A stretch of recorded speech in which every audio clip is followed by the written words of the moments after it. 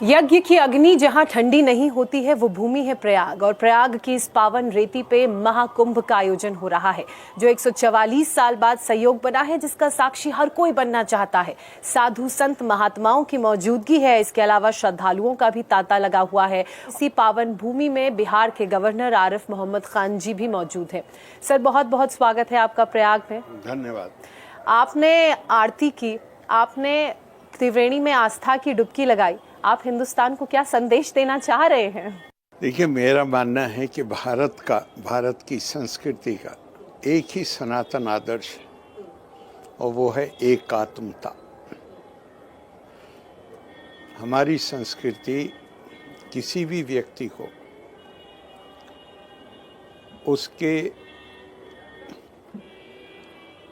उसकी खाल का रंग, उसका लिंग, उसकी जाति, वो कहाँ पैदा हुआ, इससे नहीं देखती। यहाँ कहा गया है, देहो देवालया प्रोक्तो जीवो देवा सदा शिवा।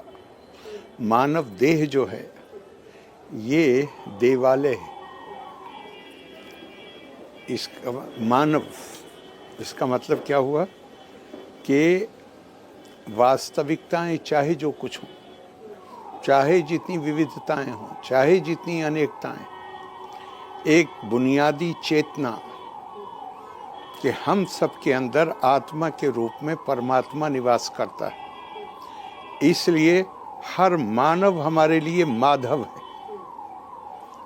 और उसका व्यवहारिक प्रदर्शन कहीं पर होता है तो वो कुंभ में होता है। कुंभ केवल इसके लिए नहीं है कि हम इस वक्त आए और यहाँ पे एक डुबकी लगाई या अपनी आस्था श्रद्धा व्यक्त की। कुंभ इसके लिए है कि यहाँ से हम इस चेतना को साथ लेकर जाएं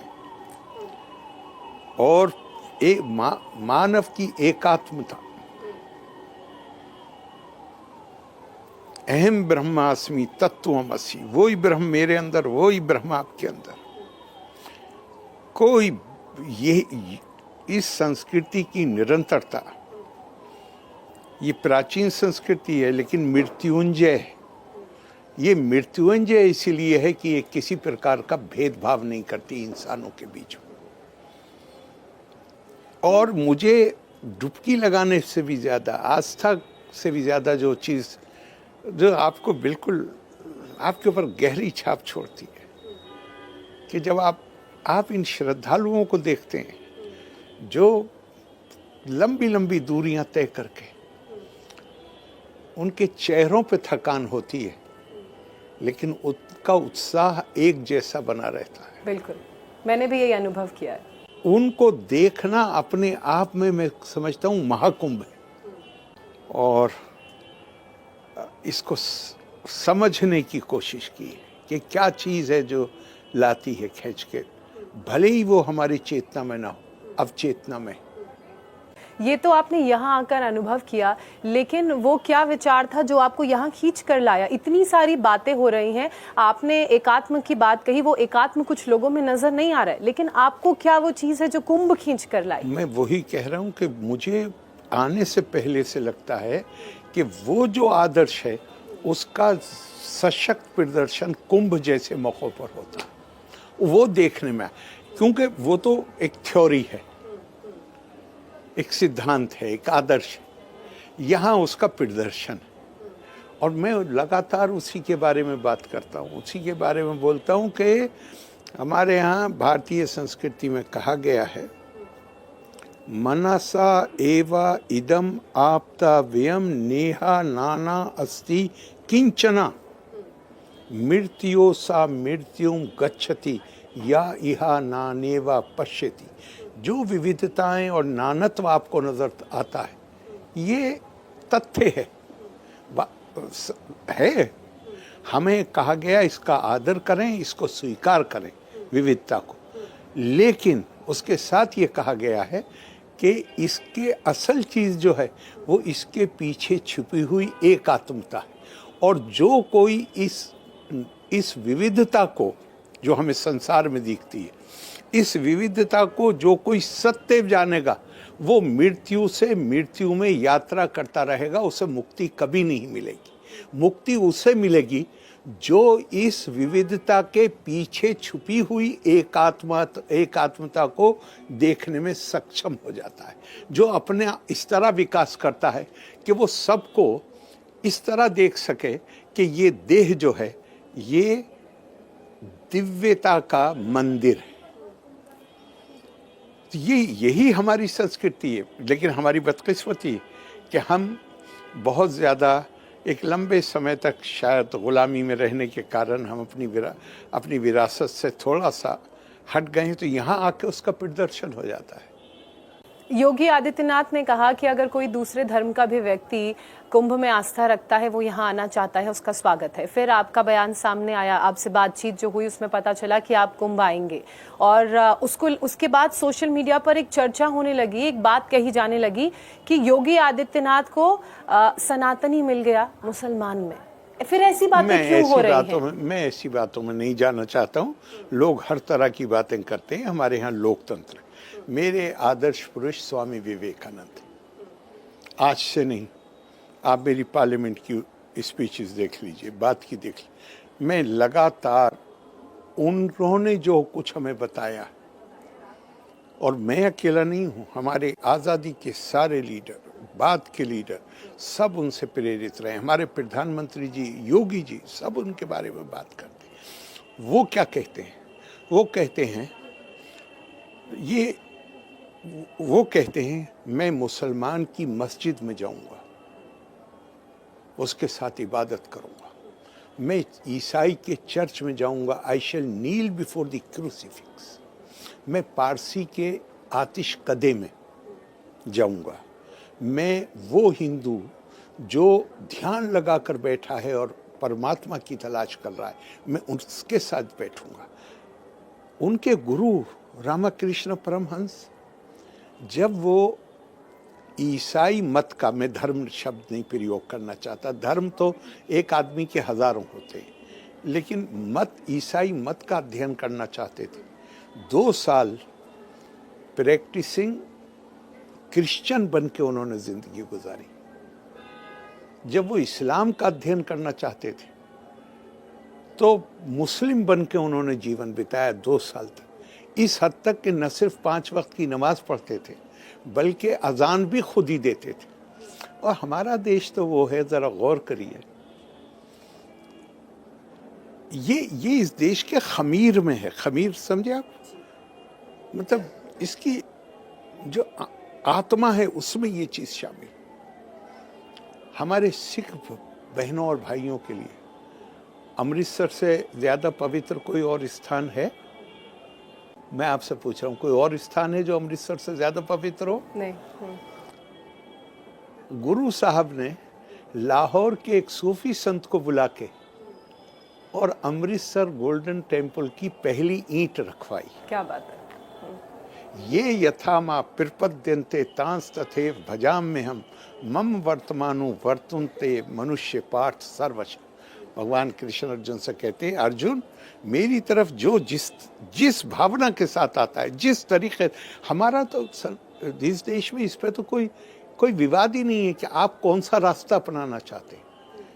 हम तो ये मानते हैं कि जो स्वामी विवेकानंद ने कहा पार्लियामेंट ऑफ रिलीजन में, रुचि नाम वैचित्रिया दिर्जु कुटिल नानपजुषाम निर्णाम एको गमियस्तुमसी पैसा मर्णवीब।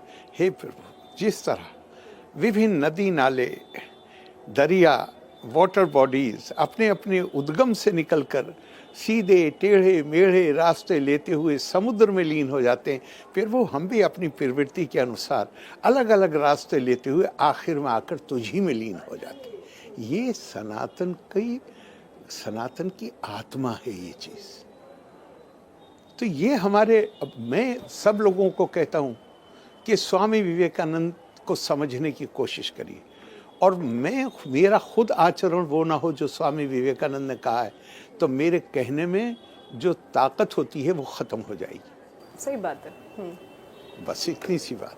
लेकिन मैं आपसे ये सवाल इसलिए कर रही हूँ क्योंकि आपने कुरान का भी अध्ययन किया है, आपने गीता का भी अध्ययन किया है। आपकी बातों से मैं आपको कुरान की एक आयत सुनाई देता हूँ। जी जी। वलिल्लाहिल मशरिक़ु वल मग़रिबु फ़अइनमा तुवल्लु फ़सम्मा वजहुल्लाह। व इन्नल्लाह वासिउन अलीम। पूरब भी उसका है, पश्चिम भी उसका है, जिधर मुंह करोगे वही दिखेगा। और वो बहुत वासे वासे कहते हैं ऑल एनकम्प्रेसिंग, जो सबको अपने अंदर ले ले। तो बात असल में ये है कि हम चीज, ये तो सब शिक्षाएं तो इतनी अच्छी है, हमारे ऊपर डिपेंड करता है कि हम इन शिक्षाओं को, इस शिक्षा को जो आध्यात्मिक परंपरा से आती है, हम इसको वास्तव में लोगों को जोड़ने के लिए इस्तेमाल करना चाहते हैं या अपने स्वार्थ के लिए तोड़ने के लिए इस्तेमाल करना है। और आपने चूंकि कहा बात की, तो मैं आपको सूफी परंपरा का एक शेर और सुनाता हूँ। जी, अर्ज किया। तू बराए वसल कर द नाम दी, ने बराए फसल कर द नाम दी। हमारे जीवन का उद्देश्य है सबको इकट्ठे लाना, एक जगह लाना, उनको का बंटवारा करना, ये हमारे जीवन का उद्देश्य नहीं। आरिफ साहब, जब हर धर्म, हर पंथ जोड़ने की बात कर रहा है, तो फिर कुछ लोग ऐसी बातें क्यों कर रहे हैं कि त्रिवेणी का जो जल है वो हज की तरह हाइजेनिक नहीं है? आपने तो खुद डुबकी लगाई है, आप जवाब दीजिए। मैं ऐसी बातों को कोई किसी प्रकार का महत्व नहीं देना चाहता। जिसकी जो आस्था है, जिसकी जो प्रकृति यान्ति भूतानी, हर व्यक्ति सबको प्रकृति, कुदरत ने सबको एक प्रकृति पर पैदा नहीं किया है। वही चाकू है, गृहिणी परिवार का पेट भरने के लिए उसका इस्तेमाल करती है, अपराधी दूसरे की हत्या करने के लिए उसका इस्तेमाल करते। मैं उसमें नहीं जाना चाहता। तो ये धार्मिक सहिष्णुता कैसे आएगी? एक ही तरीका है, हम अपनी सांस्कृतिक विरासत, भारत के पास वो क्षमता है कि हम दुनिया को रास्ता दिखा सकते हैं शांति का, सौहार्द का, प्यार का, मोहब्बत का। क्यों? क्योंकि हमारी संस्कृति इससे परिभाषित नहीं होती कि आपकी खाल का रंग क्या है, आप क्या भाषा बोलती हैं, आप महिला हैं कि आप पुरुष हैं, इससे भी नहीं होती। ये सब नगण्य है। हमारी संस्कृति परिभाषित होती है आत्मा से, और आत्मा का मतलब है कि हम दूसरे में दिव्यता देखते हैं। जब हम दिव्यता देखेंगे तो क्या ये संभव है कि मैं आपके पैर पे पैर रख सकूं? लेकिन हर संस्कृति, हर सबकी ये पृष्ठभूमि नहीं है। हम दुनिया को अपनी संस्कृति की चेतना पैदा करके और उसके अनुसार आचरण करके हम पूरी दुनिया मानती है। मिसाल के तौर पर मैं आपको कैसे कहता हूँ, सिर्फ केवल हम नहीं कहते, हमने दुनिया में कभी भी किसी देश के ऊपर हमारे एग्रेसिव डिज़ाइंस, मतलब आक्रमण, दूसरे को हड़प करने की कोशिश करना, हमला, यह कभी नहीं किया। क्या हम ज़्यादा अच्छे हैं और लोग बुरे हैं? नहीं, संस्कृति का फर्क, हमारे संयम का परिचय है। नहीं, संस्कृति का फर्क है, सांस्कृतिक मूल्यों का फर्क है, सांस्कृतिक आदर्शों का फर्क है। जब संस्कृति आपसे ये कह रही है कि दूसरे में दिव्यता देखो, तो हमला कैसे करोगे? लेकिन अगर वो हमला कर देंगे तो फिर आपको, अहिंसा का मतलब ये नहीं है कि हम शस्त्र का इस्तेमाल नहीं करेंगे। अहिंसा का मतलब है नफरत नहीं दिल में पैदा करेंगे। अहिंसा प्रतिष्ठायम तत्सन्निधे वैर त्यागा। हम जिसका मुकाबला करेंगे उसके लिए भी नफरत नहीं रखेंगे दिल। उसका मतलब ये है, और उसका मतलब ये नहीं है कि आप लुंज पुंज होकर बैठ जाइए। उसका मतलब ये है हमारे कभी भी किसी के ऊपर एग्रेसिव डिजाइन नहीं होंगे, लेकिन अपनी सुरक्षा करना ये तो अहिंसा का ही हिस्सा है। और तभी कहते भी हैं कि महाकुंभ में शास्त्र और शस्त्र दोनों की बात होती है। पहले तो शास्त्र उसमें मैं आपको बताता हूँ, अगरता चतुरो वेदा प्रश्ता सशरम धनु इदम ब्राह्मम इदम ब्राह्मम इदम छात्रम शास्त्रादपि शस्त्रादपि। हमारी संस्कृति हमसे कहती है कि कॉन्फ्लिक्ट भी अगर हो, झगड़ा भी अगर हो, उसके रेजोल्यूशन के लिए, उसको ख़त्म करने के लिए पहले शास्त्रों का इस्तेमाल करो, सॉफ्ट पावर का इस्तेमाल करो, पावर ऑफ लॉजिक। लेकिन अगर दूसरा जिसका जो आपके ऊपर उसकी बदनीयती है, तो फिर आपको ये भी तैयारी प्रश्ता सशरम धनु, तो अब आपके पास शक्ति भी होनी चाहिए जिससे आप अपनी सुरक्षा करें। मेरा एक अंतिम सवाल आपसे, महाकुंभ का जो आयोजन होता है वो देश को एक संदेश और एक दिशा देता है, तो आप क्या दिशा देख रहे हैं जो महाकुंभ से देश को मिलेगी? और अगर मैं पॉलिटिकल, सोशल और इकोनॉमिक एस्पेक्ट से बात करूं तो महाकुंभ से कैसे हम समझेंगे? नहीं, मैं एक ही बात कहता हूं, हमारा सबसे बड़ा, आप किसी को पढ़ लीजिए, मतलब आप अगर आगे आके देखना चाहते हैं तो आदि शंकरा से लेके और स्वामी विवेकानंद तक किसी को पढ़िए आप।